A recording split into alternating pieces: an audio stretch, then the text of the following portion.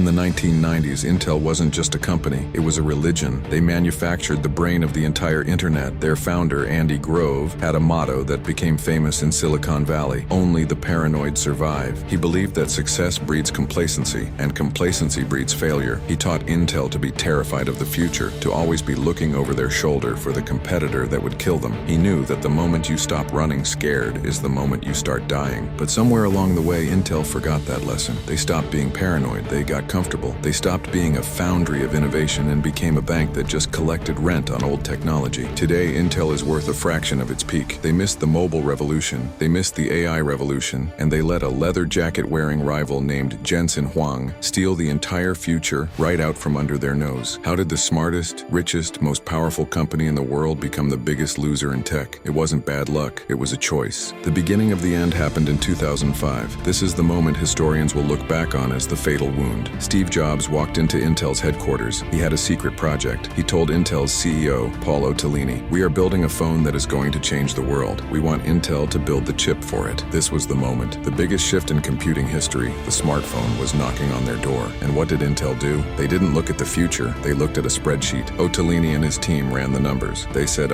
Steve, the volume isn't there. You aren't going to sell enough of these phones to make it worth our time. The margins are too low. It will hurt our quarterly earnings. They said no. Steve Jobs walked away. He went to Samsung and later to TSMC to build the chips. Intel protected their profit margins for that one quarter, but they lost the entire mobile revolution. They missed out on selling billions of chips for billions of phones. This is the manager's trap. A manager looks at the cost of doing something. A founder looks at the cost of not doing something. Intel saved a few pennies in 2005, and it cost them their relevance in 2015. But it wasn't just one bad decision. It was a cultural rot that spread from the top down. For decades, Intel was run by engineers, men like Gordon Moore and Andy Grove. The people in charge understood the silicon, but slowly, the engineers were replaced by MBAs. The focus shifted from making better chips to making the stock price go up. This is what we call financial engineering. Instead of pouring money into R&D to stay ahead of Moore's law, Intel spent billions on stock buybacks. They took the company's cash and used it to buy their own shares to artificially pump up the price. They stripped the company of its resources to please Wall Street today, starving the engineers who were supposed to build tomorrow. While Intel was playing financial games, a company in Taiwan called TSMC was heads down, grinding, perfecting the manufacturing process. Suddenly, the unthinkable happened. Intel, the king of manufacturing, fell behind. Their factories couldn't produce the new chips. They were the scale foundry, but the fire had gone out. And then came the final nail in the coffin: AI. While Intel was fighting to keep its CPU monopoly for laptops, Jensen Huang at Nvidia was betting the farm on GPUs. Intel looked at AI and saw a toy. They said, "That's a niche market for video games and researchers. It's not serious business." They had the chance to buy Nvidia years ago. They had the chance to build their own GPU. But again, the spreadsheet said no. The margins weren't high enough yet. When ChatGPT launched, the world realized that the CPU, Intel's crown jewel, was no longer the most important part of the computer. The GPU was. The data center shifted overnight. Billions of dollars of capital expenditure moved from Intel to Nvidia. Intel spent 30 years building a monopoly on the central processing unit, only to wake up in a world where the central processor didn't matter anymore. They are now fighting for scraps in a world they used to own. So what is the lesson for us? Intel failed because they were addicted to their own success. They thought they were untouchable. There is an ancient truth: pride comes before the fall. Intel fell because they refused to be humble enough to start over. If you are building a business, you must be willing to kill your own best product before someone else does. You must be willing to look at a spreadsheet that says no and do it anyway because you see the future. Intel protected the quarter and lost the decade. Nvidia sacrificed the quarter and won the century. Don't get comfortable. Don't let the ego run the factory. Stay paranoid. This is the Scale Foundry. Subscribe if you want to be on the winning side of history. Build smart. Scale hard.